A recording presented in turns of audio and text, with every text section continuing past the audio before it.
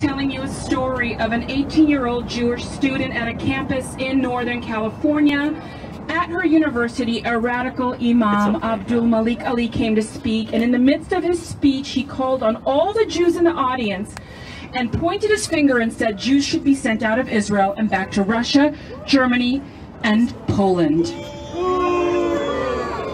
This girl was me, and this was my first encounter with anti-Semitism in California in 2002 at an American university. Now, I have many stories like this, and I rang the alarm bells then, and today, almost 20 years later, these fringe, radical narratives against Jews, Israel, Zionists are dominant, not only on college campuses, but in high schools. How did this happen? How is it that once again, I am ringing the alarm bells against a dangerous curriculum, the ethnic studies curriculum, that if passed, will mandate all high school students to take a class that teaches them Marxism, racism, anti-Semitism, hate for the West, and for America.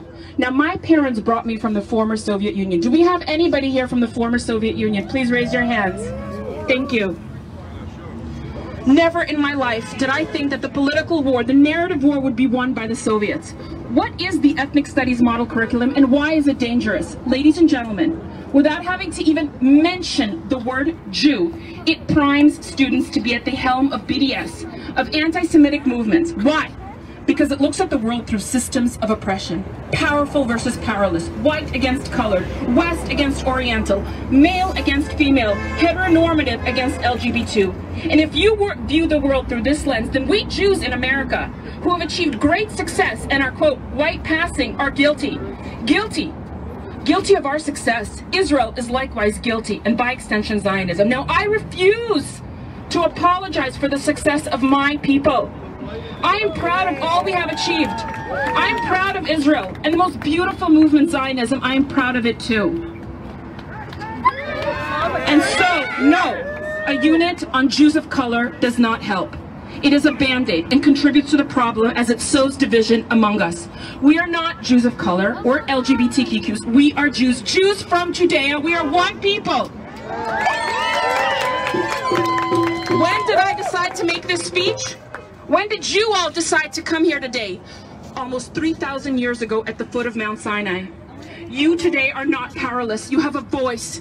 You have a role in Jewish history. Do not let institutions, whether Jewish or not, tell you what to do. You have a calling. Each and every one of you has a unique calling. Use your calling as I have done today.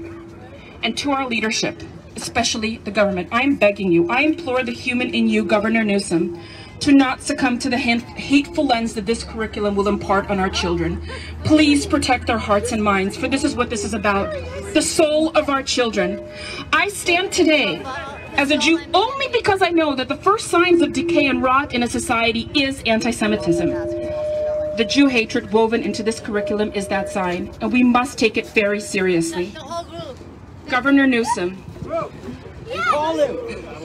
Recall Newsom. Governor Newsom, fellow educators, parents here, Jews, citizens, don't put another young mind in the situation that I and many countless young Jewish teens and college students have been put into. Please say no, dismantle, or fix now. Thank you very much.